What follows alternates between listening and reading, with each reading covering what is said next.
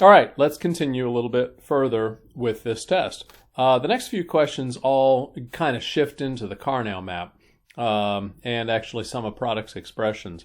Now, number 6 is asking you if this expression right here is a valid sum of products expression. Now remember that a sum of products expression is one that has two levels of logic.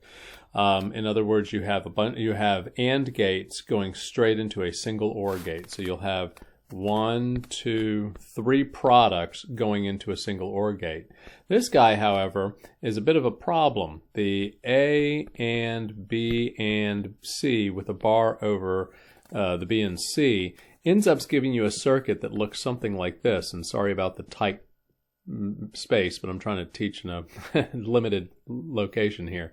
First, what we're going to do is we're going to AND B and C together, invert it, and then AND it with A, which then will go into the OR gate, which gives you 1, 2, 3 levels of logic. That violates the 2 levels of logic that is required of the sum of products expression. So this is not a valid sum of products expression, and so the answer to that one is false.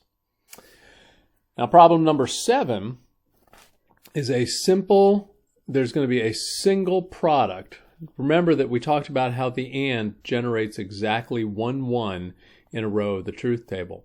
Well, this one generates a 1 in the row 0 ANDed with 1, or A is 0 and B is 1 and C is 1. Another way of putting that is that A is not 1, B is 1, and C is 1.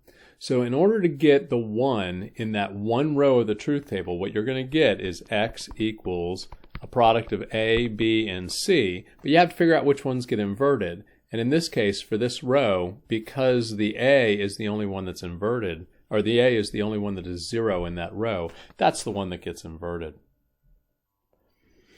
I may ask you in the test to do a product.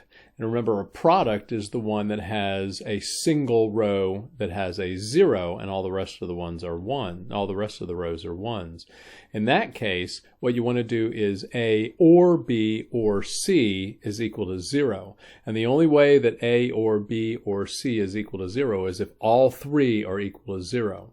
And so in that case, you're going to invert the inputs for the row that equal 1. Now let's take a look at problem number 8.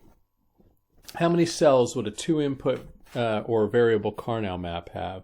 Well, understand that the number of variables in a Karnow map is equal to the number of cells in a Karnow map is equal to the number of rows in a truth table. A 2-input truth table has 2 to the 2 or 4 rows. And so the correct answer for number 8 is 4.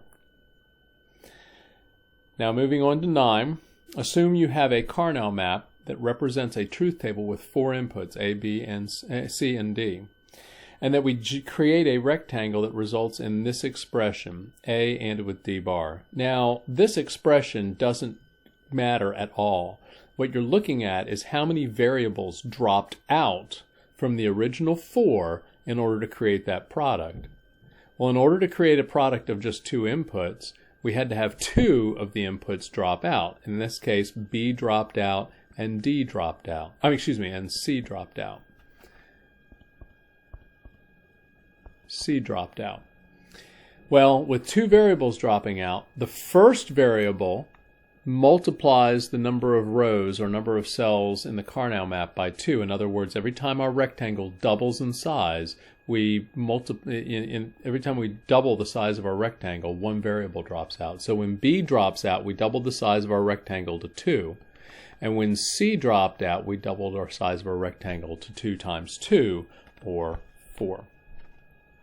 So you're going to notice that in a 4-input Karnow map, if a rectangle expression has all 4 input variables, in other words, none of them dropped out, the size of that rectangle is just 1.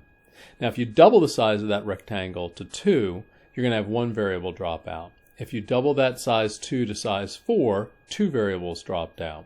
If you double that size 4 to size 8, 3 variables dropped out. And if you double that size from 8 to 16, all of your variables are going to drop out, and you're going to have a truth table that's nothing but 1s. All right, this last problem may be a little confusing, and I don't know if you all remember this, but the whole problem, notice that if you took, well, let's do it here. If you drew a line here and drew a line here, everything to the left of that dotted line for both of those circuits is exactly the same. It's basically A ANDed with B, and then down here you'll have a B naught ANDed with B C naught, and the same thing happens down here. The difference is what happens to the right. And really what we're asking is the OR gate equal to an AND gate, a NAND gate with inverted inputs? Because if you look at this here, what you've done is you've replaced this OR gate with this AND gate and inverted the output and inverted both the inputs. Well, let's take a look at the truth table. Remember that the OR gate, A or B, is just equal to 0 in the top row and 1's everywhere else.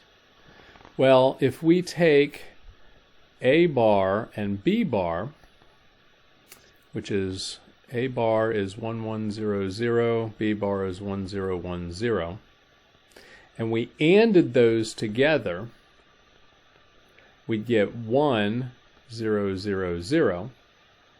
And then if we took A bar, B bar, and then inverted the output, in other words, invert from this row to this row, just invert it, then you get 0, 1, 1, 1. And notice that this column is the same as this column. So an OR gate does in fact equal a NAND gate with inverted inputs. And these two circuits are actually equivalent. The reason why we discussed this was because the NAND gate is in fact the fastest of all the gates. And so the ability to replace both of these AND gates and the OR gate with nothing but NAND gates makes it so we have a faster circuit. So the answer is true.